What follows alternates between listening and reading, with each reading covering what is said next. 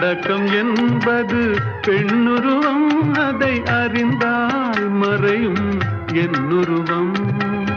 அடக்கம் என்பது பெண்ணுருவம், அதை அறிந்தால் மறையும் என்னுருவம். மறைக்க முயன்றேன் முடியவில்லை, உன்னை மறக்க முயன்றேன் நடக்கவில்லை.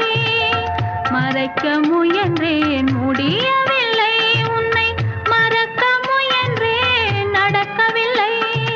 நினைக்கும் நிலையிலும் நான் இல்லை, உன்னை நெருங்கும் தகுதியும்